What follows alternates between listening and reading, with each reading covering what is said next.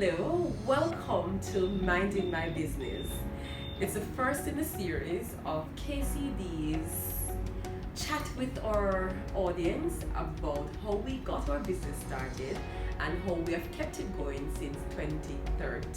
Starting a small business can be very hard. It was very hard for us to launch out in business, but by the grace of God, we did it and we're still in business despite the very harsh economic climate that we're having today.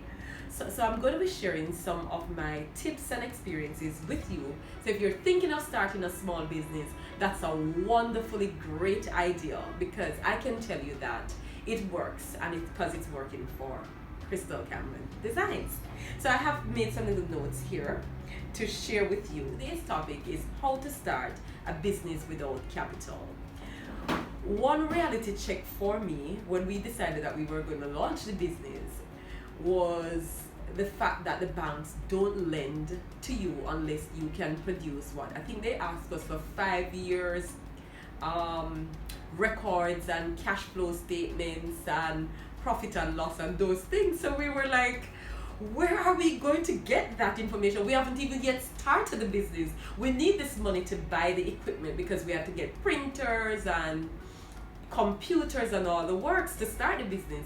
But the banks were like, no, we need to know that you can secure, you are qualified for the loan, and one of the requirements is that we have to produce historic evidence of cash flows and profit and loss and all those. And of course you wouldn't have that starting out your business. So how did we get started? We got started with the benevolence of friends and family. A friend lent us the capital that we needed to buy the printer, so that was a plus. So if you have friends and family with a little bit of money that they have around and they're not using, don't feel shy. Reach out to them. If you're passionate about your business idea and you're sure say you have the people, you'll be able to pay back the people's money because you can make something from the business, then I would say go ahead and ask for a loan from a friend or family instead of going to a formal institution that's just going to stress you out. Because when you're trying to start, that's enough stress. So you don't want that, the no's and the rejections and people seemingly trampling on your great ideas. Another thing is to get family involved. So use up a lot of free labor.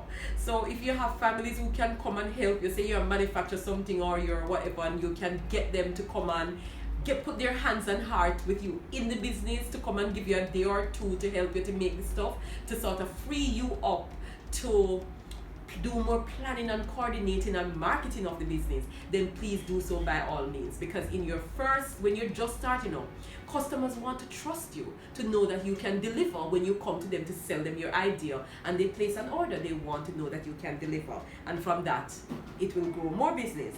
Another idea that I have jotted down here is to build relationships. So what I've been saying could sum up in that. So you're going to build relationship with friends, with family, and then with the customers. A very important relationship that you need to build is with suppliers. Whereas if you're using actual raw materials or finished goods to sell to get income for your company, you need supplier relationships.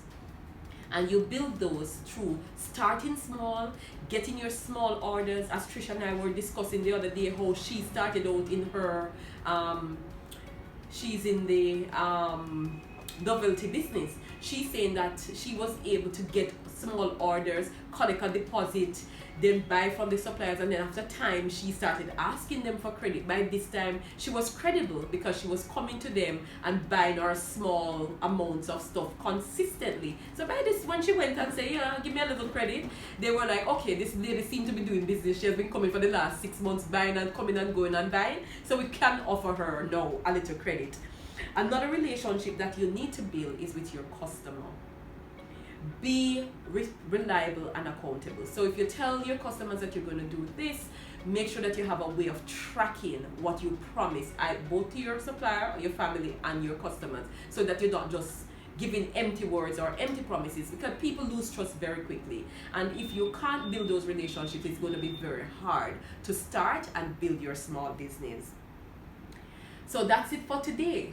where soon we'll have another episode in the series of Minding My Business. Until that time, shalom, peace out.